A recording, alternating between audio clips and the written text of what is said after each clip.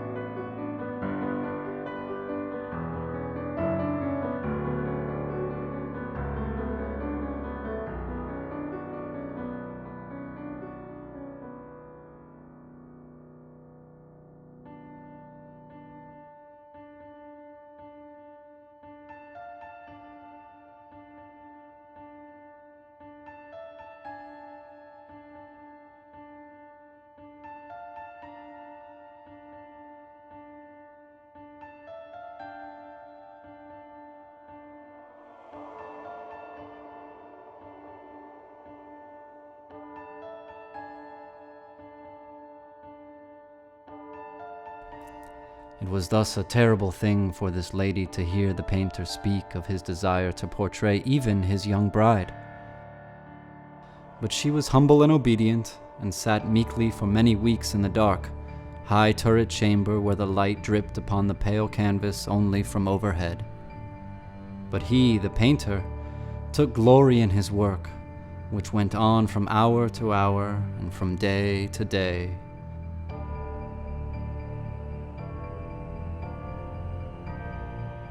And he was a passionate and wild and moody man who became lost in reveries, so that he would not see that the light which fell so ghastly in that lone turret withered the health and the spirits of his bride, who pined visibly to all but him.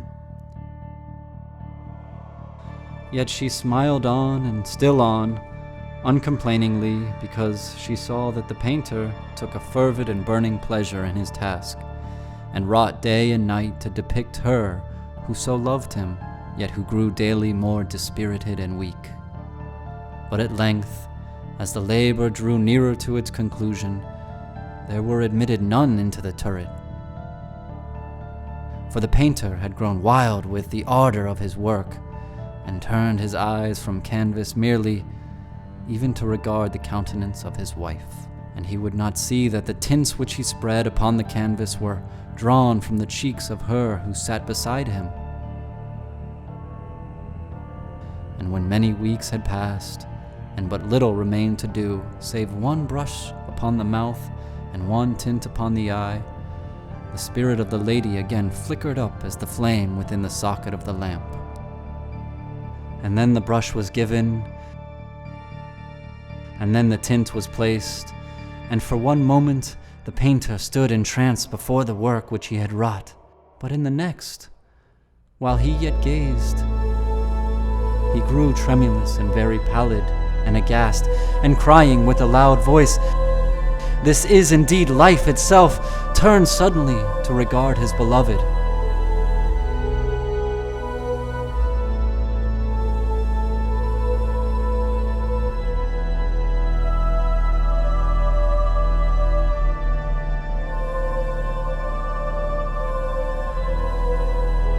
She was dead.